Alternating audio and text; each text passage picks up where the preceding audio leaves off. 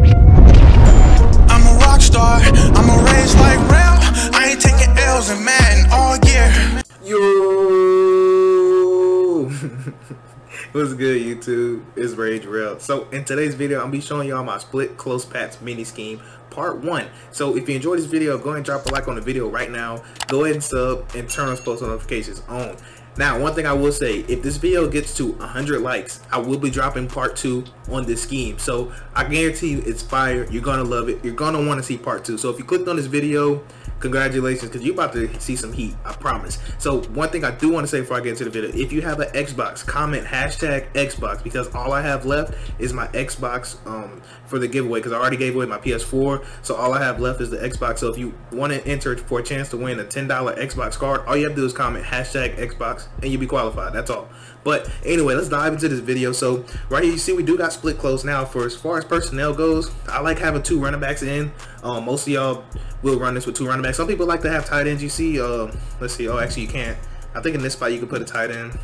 Nope, they actually have it to where you have 2 halfbacks in, so that's perfect for it. So right here, I recommend having your fastest receiver right here. It's not really required, but I recommend it, and you'll see why here in a second. But right here, obviously, you just want your second best receiver. So the play that we're going to be breaking down is going to be this X drag trail, and I promise you can dominate with just this play right. You see, I called this play 51 times on my. This is basically my account that I go and lab with. I called it 51 times. I average 11.6 yards per play on this. So right here we are gonna go over big nickel over G. So I'm gonna be showing you cover 2. I'm gonna be showing you man. I'm gonna show you cover 2, and I'm gonna show you cover 3 as well. So let's start off in cover 3. So one thing I do want to get out the way is I love running this offense either in the middle of the field or on the right hash mark where I am. So you might be thinking why. So the reason is, let's say in my offense, I'm gonna be utilizing the motion between these 2 people a lot. So this particular is outside receiver. So you see how I motion him and he's actually able to go past this receiver right here and he's actually able to sit outside.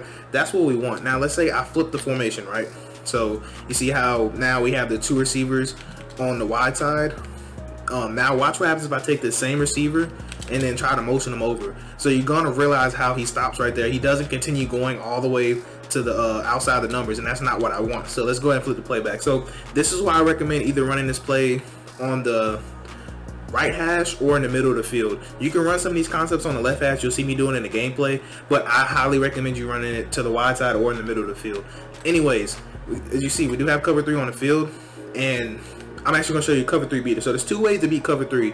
Another thing I want to say is some of these setups you may have seen before, and some of these setups you probably have never seen before. So just keep that in mind, because this is a popular formation. Anyways, the first setup that I like to do, I like to take square, put them on a streak.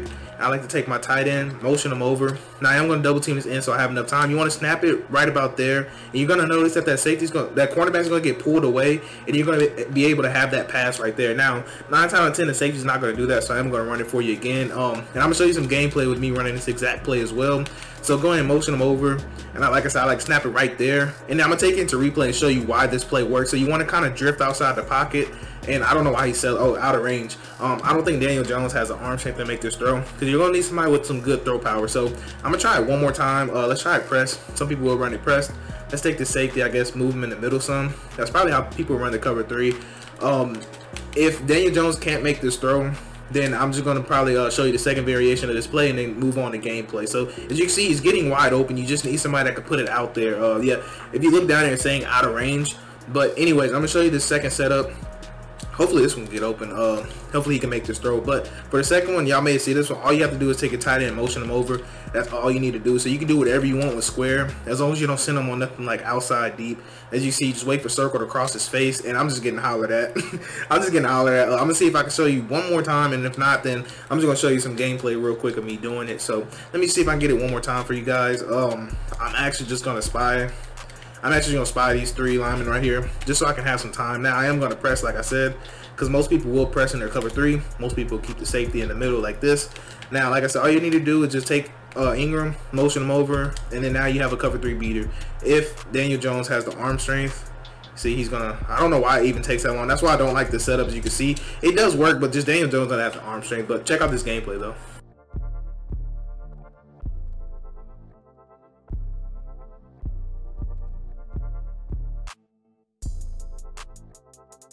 So as you can see in the gameplay, it will get open. You just need the arm strength to be able to make that throw. But anyways, I do want to go ahead and get into the second setup. So for the second setup, it's real simple. Y'all may have seen the setup before, but I'm explaining to you why I love it. So right here, we are going to go against cover 3, cover 2, and man cover. So all you want to do is take square, put them on a slant. Now you might be thinking, Rel, come on now.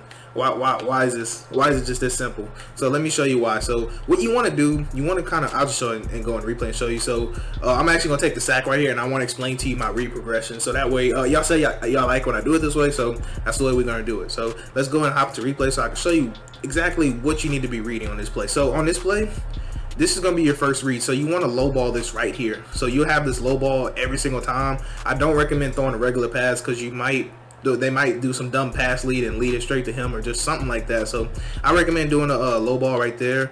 And then if your opponent actually uses that, 9 times out of 10 your opponent is going to act like he wants to cover this, and he's going to come back to this route right here. He's going to want to lurk this. So as you see right here, this creates a nice pocket right here that we can hit this throw in, and that's going to be open all day because in cover 3, this deep post is going to push this deep zone, and this deep zone back. As you can tell, see how all 3 of them are right here next to him, because they're pushing all those 3 deep zones back, and that's what leaves this wide open. It's going to leave that wide open, especially if they're not zone dropping. So that should be your read progressions against cover 3. Now against cover 2 and man, I'm just going to kind of show you the I'm not going to go on the replay on those, but I'm just going to kind of run through it because I want to show you some gameplay as well, and I have a couple more good setups. So as you can see, man coverage, I'm not going to shade or nothing. I'm just going to show you just regular stock man, exactly what's all going to be open. So you see right there, square can get open, you see him break, you see X can get open, we can low ball triangle, and we can also have circle on that skinny post. So I'm going to throw the hardest read so you can understand exactly what's open.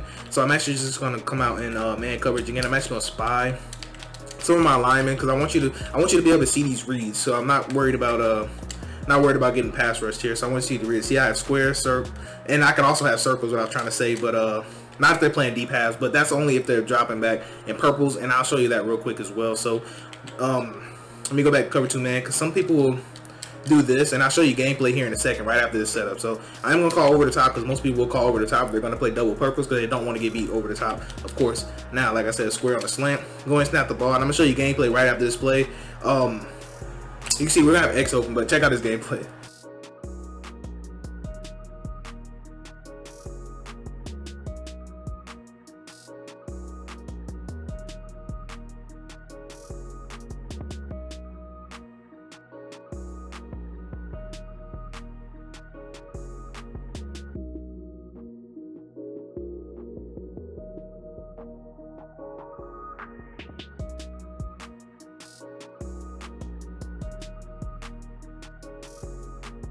So as you can see, if your opponent wants to run some type of man or zone, they're going to have a hard time trying to guard this play because square just gets open a nice pocket. Square wants to be your main read on this play. Now you're probably thinking, Rel, come on now, I done seen both of these setups and you probably not even finna show me nothing else. Pay attention, I got you right here. So look, what I like to do right here, I like to take square, put them on a streak, then I like to take circle and then put them on a drag and then motion them across. So what this is going to do, this is going to create some nice spacing concept, and then it's going to set up for this next play that I have. So you see right there, we're going to have circle wide open. The circle is going to be your main read, and what you want to kind of do, you want to kind of throw it early, and you want to let R1 get a block for you. So right now I am going to show you against cover 3 again, then I'll show you against cover 2, man cover stuff. So just take square, put them on a streak, take circle, motion them across, put them on a drag route, go ahead and let them get a little past square, I like to, and then we're gonna go and throw the drag right there in a nice little pocket. Sometimes you get a nice juke, and that running back does a great job of blocking. So I'm gonna let you take a look at cover 2 and man coverage real quick. So let's go ahead and take a look at cover 2. So the reason circle is gonna be your read every single time, because the next setup I have is gonna really throw your opponent off for a loop. So take square, put them on a streak, take circle, put them on a drag. And like I said, you still can always have triangle, or you can still always have X. So you see right there, you just want to wait, and sometimes you'll get a block if you throw it right, but you need to make sure you have that timing right. So real quick, I'm going to show you against man coverage, and then I'm just going to show you some little gameplay here and just show you how this play is so effective. Like I said, your main read wants to be circle. So you see right here, simple setup, boom, go and snap the ball right there. As you can see, since it's a motion drag, it's going to do a great job. That's the block I was telling you about. That way you can get the edge sealed off.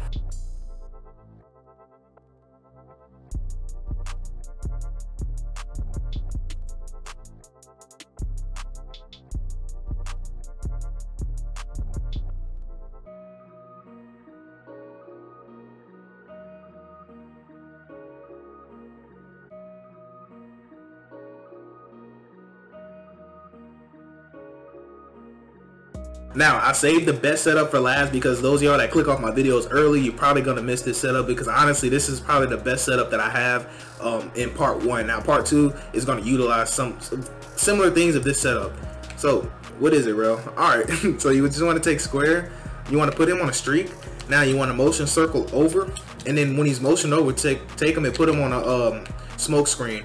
Now, you want to wait for him to set. So, now watch what happens. So, you see, you want to hit X right there in a nice little sweet spot. And I am going to go replay really quick and show you why that works. And I'm going to show you against a couple zones. And I'm going to show you what happens if they start zone dropping. So you're probably wondering like, okay, what are you even talking about? So like I said, you want to, while he's motioning across, you want to take this player right here, put him on a smoke screen. So what that's going to do, any flat zone, so whether that's a cloud flat, whether that's a purple, if they are not zone dropping, so if they're not zone dropping, whatever flat is out here is going to shoot straight to the smoke screen. I don't know why, but they're just going to come straight to this because right now, the way it's programmed, I guess, there's nothing threatening them on the outside. So you see how I have nothing running outside immediately? So for some reason that makes them come and play right here. So what's going to happen is this is going to get wide open. So the reason that he doesn't cover it is because he has to run with this vertical route. So he can't just turn around and just leave that, because if he did, you know, obviously this will all be open on this side. So basically the user now the user has to choose between what? The running back, because I can lowball this at any time. You see gameplay of me lowballing that all the time. So you can either lowball that, or you can have this over the top. And now he's even greater. You know, the user's either stuck either way, because if he's using right here, think about it. Who do I cover now? You see? 9 out of 10, they're going to probably stay on the running back because they're going to think somebody out here can play that, or they're going to think they have somebody out there to play that when they really don't. So that's my 1-2 read right there. Now I am going to show you against cover 2, and then I'm going to show you what it looks like when we do zone drop. So you see we are in cover 2. Let's go ahead and press, because most people will press in their cover 2. We're not, man. We're in cover 2. Alright, now hopefully I can get a little time. So you just want to take square, put them on a streak. Now the reason you can't put them on a comeback, on a smoke screen, and then motion them over, so if I hit circle, you see if I put them on, hit R2, it puts them on the hitch route. So now when I motion them over though, and I do it while I'm motioning over, it puts them on a smoke screen. And then you want to snap the ball right about there, and then you're going to realize that cornerback going to sink, and then I'm getting hollered at though. I'm a spotter defense. This is why I like spotting the line, because if I don't, then it just makes the video longer than what it needs to be. Because in real life, well, in the actual game, I would just kind of roll out that way, but I'm trying to explain why I'm doing it. But anyways, I'm gonna just spy these people because the Packers D-line is crazy, that y'all know of. So put square on a streak, motion them over, put them on a smoke screen, wait for him to cross, snap the ball. Now watch that corner out there. So you see him start to act like he's gonna cover it, and then he doesn't, and then look at that. I mean, that's just about 35 yards. That's free right there. Now I'm not gonna go into replay on that. I love this against zones, but it kills man coverage. It just destroys man coverage. So in man coverage, you either want to look at X, or you want to look at your wheel route. I mean your angle route by the running back. So as you can see right here, we do have man coverage. Go ahead and motion them over. You see triangle's going to completely toast them, and then X is going to get open as well. So I'm actually going to go and I'm actually going to turn my zone drops on right now, so you can kind of see exactly what I was talking about with the zone drops. And then after that, I'm going to show you some gameplay, and then that's going to be the end of part 1. So right here, we are going to go to X drag trail.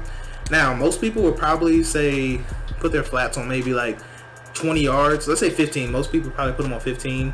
I'm not going to touch. I'll touch curl flats. I put them on 15 just to show you cover 3 and cover 2 that it'll do the same thing, because you know in cover 3 they have purples, cover 2 they have flats. Anyways, let's go to cover 3 and just show you that it just doesn't matter. So you see we have them at 25. So now I want to take square, put them on a streak, take circle, put them on a smoke screen like this, wait for them to pass up the receiver, snap the ball. Now what's going to happen is, you see how we have circle right there? That's going to be about 8 to 10 yards or so. So I'm gonna go ahead and replay real quick, just kind of show you that. Then I'm gonna show you cover 2 where I'm not going to replay, show you gameplay, and that's gonna be the video. So this is with the 25-yard zone drop. So wherever they set their zone drops at, that's where they're gonna go. So you see I set it at about 25, so he started drifting there, so he was gonna get to the 25. So that's why this is gonna be wide open, because nobody's gonna be there. So if they're zone dropping, this is always gonna be open if they're zone dropping, always. Now it's gonna get to the point where they're gonna want to have to go user this, but if they try to go user that, look, I have this, or I'll have this on the break depending on who they go user, you know. So if they try to take him and just go shoot down here or something, I'd have him or him. So you start to see how this offense can just be super dominant if you run it right. Now I do want to show you cover 2 and just show you that it's going to be the same way even if we press, because most people will probably try to do this where they press. I'm actually going to spot a D lineman so I don't get just absolutely hollered at. So take a motion them over just like this. Now wait for them to cross. Go and snap the ball right here. So you see, look at circle. So circle's just going to sit right there, and then you're going to want to take this outside, and then you're going to get about 9-10 yards off of it.